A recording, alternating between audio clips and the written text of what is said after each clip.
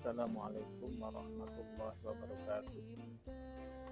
Alhamdulillah, wassalatu wassalamu ala rasulillah wa ala alihi wa sahbihi wa mawalah. Ba'd. Bagaimana kabar Anda kalian? Semoga semuanya sehat dan jangan lupa selalu menerapkan protokol kesehatan 5M. Baik, pada kesempatan ini kita bertemu kembali di kelas online Ushul Fikih, yang pada kesempatan ini kita akan membahas tentang sejarah perkembangan Ushul Fikih. Namun sebelum itu,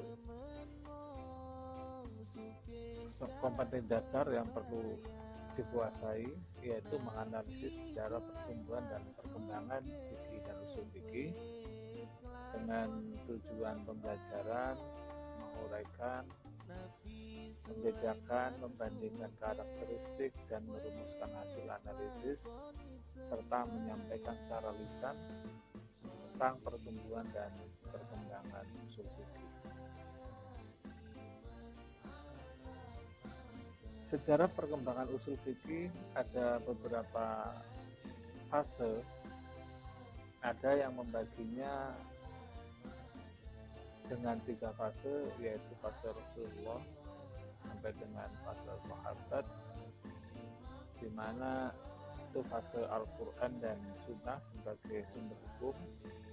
Kemudian ada fase Tabi'in, ada penambahan sumber hukum di samping Al-Quran dan Sunnah, juga sudah ada ijma dan qiyas.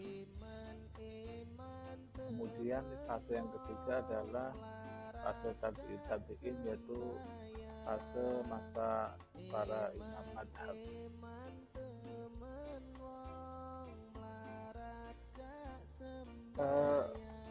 Pada materi yang sekarang ini, fase pertumbuhan atau sejarah perkembangan usul fikih itu dibagi menjadi 5 fase. Yang pertama adalah fase pertumbuhan.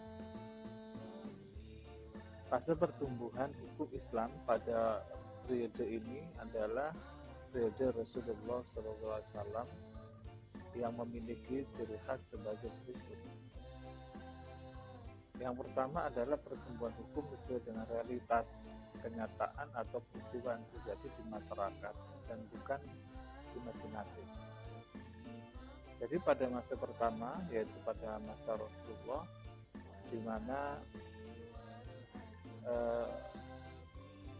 hukum itu sesuai dengan realitas yang ada. Pembentukan hukum fikih tidak dilakukan sekaligus, tetapi secara bertahap. Ketika ada masalah, kemudian turun wahyu, dan ketika wahyu belum turun, maka Rasulullah beristihad. Nah, istihad Rasulullah inilah kemudian dinamakan dengan sunnah Rasulullah atau sunnah Nabi SAW. Pada masa Rasulullah juga sudah dikenal dengan ijtihadnya yang kita kenal dengan, atau ada sebuah hadis Mu'adz bin Jabal, di mana pada masa Rasulullah Mu'adz bin Jabal sudah diutus ke negeri Yaman untuk menjadi qadhi. Di sana Mu'adz bin Jabal di samping harus memegang teguh Al-Quran, sunnah Rasul, juga diberi kesempatan untuk berijtihad. Kemudian pada fase selanjutnya itu fase perkembangan, yaitu abad 11 sampai dengan tahun 11 Hijriah sampai akhir abad 4 Hijriah. Fase ini dimulai setelah wafatnya Rasulullah, di mana sumber hukum yang utama Al-Quran sudah tidak turun lagi, kemudian sumber hukum yang kedua juga sudah tidak ada karena Rasulullah sudah wafat. Maka banyak persoalan yang timbul di masyarakat waktu itu karena Islam juga sudah berkembang luas. Hal ini yang menuntut kemudian ijtihad yang dilakukan oleh para sahabat, sehingga pada masa ini para sahabat perlu berijtihad ketika ada masalah baru. Dan ijtihad yang dilakukan oleh para sahabat ini masih terbatas pada metode mafhum, yaitu sejauh mana sahabat bisa menganalisis Al-Quran dan hadis. Kemudian juga para sahabat mencoba untuk membuat qiyas dan mengambil dari kemaslahatan, seperti yang dilakukan oleh sahabat Abu Bakar, kemudian Umar dan Utsman, di mana di situ banyak kejadian-kejadian tentang orang yang gambar zakat, kemudian juga tentang sahabat Umar meniadakan hukum potong tangan dengan menggantinya, dan kemudian juga ada modifikasi Al-Quran padahal tidak ada tuntutannya pada waktu itu, tuntunannya baik dari Al-Quran maupun hadis. Dan hasil ijtihad yang dilakukan sahabat ada kalanya menjadi kesepakatan semua yang kemudian dikenal dengan ijma, dan ada kalanya merupakan itu pendapat sendiri atau pendapat individu yang dinamakan dengan fatwa sahabat, seperti halnya dilakukan oleh sahabat Ali, sahabat ketika menetapkan bagian waris dan kemudian itu menjadi ijma.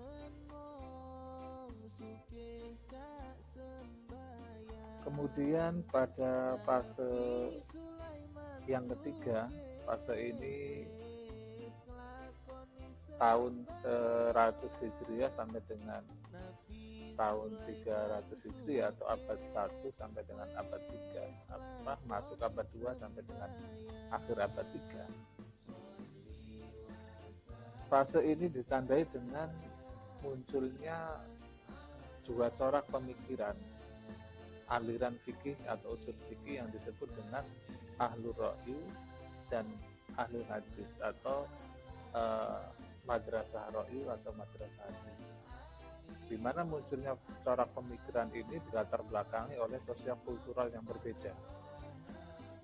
Ahlur ra'yu itu munculnya di daerah Baghdad atau daerah Syria, di mana di situ banyak terjadi akulturasi antara dunia Barat dan Islam, sehingga di sana banyak sudah berkembang ilmu filsafat.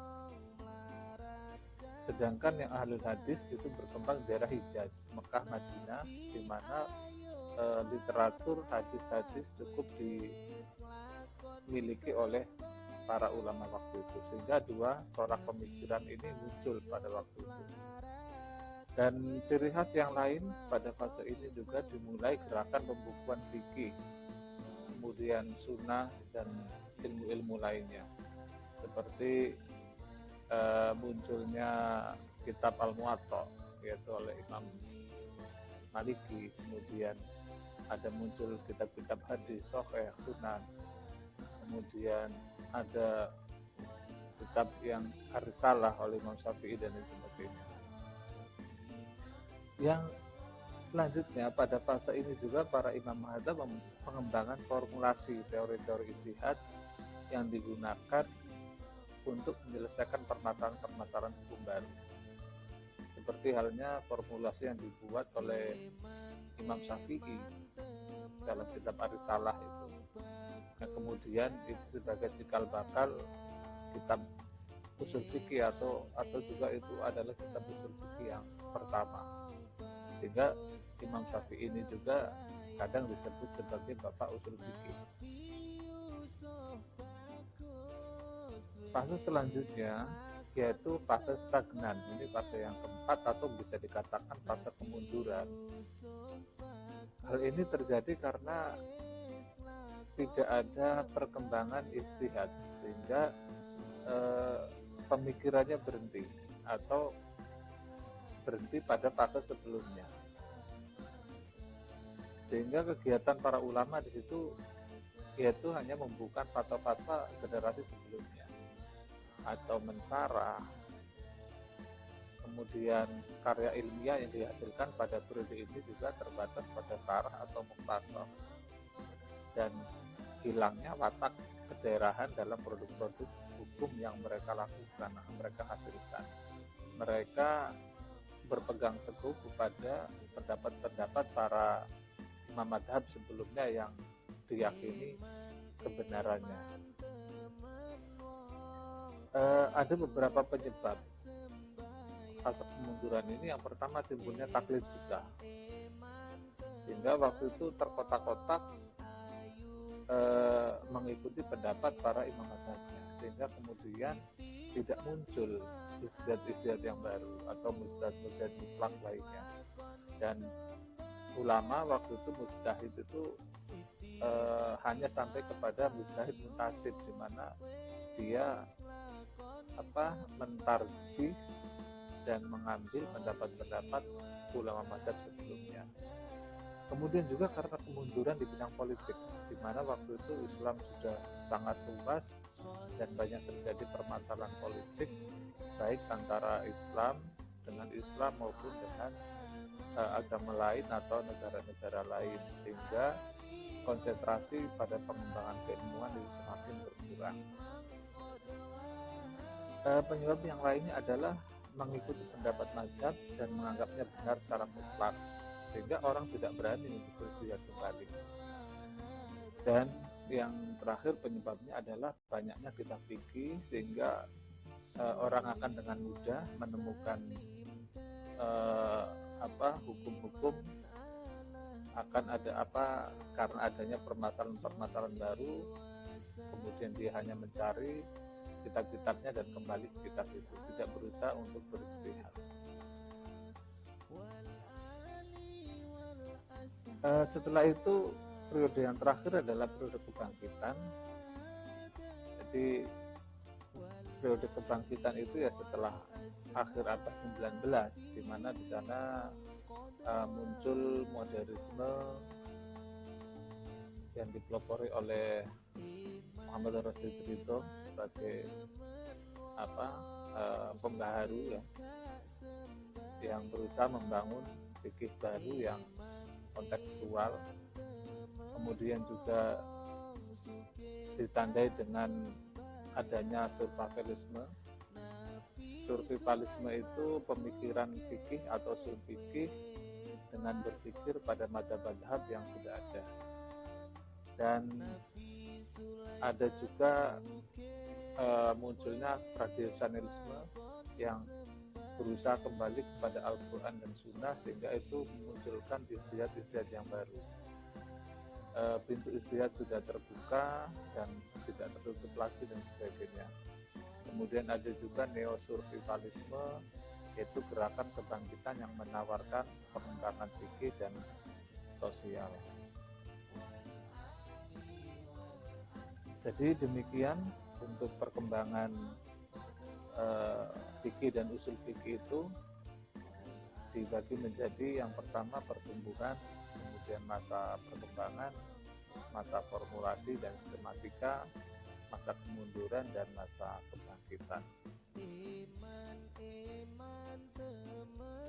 Oke, terima kasih untuk pembahasan materi ini, kita cukupkan.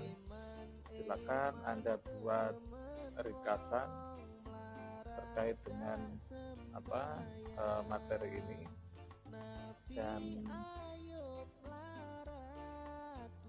silakan untuk mempelajari lebih dalam lagi melalui literatur baik digital maupun yang lainnya.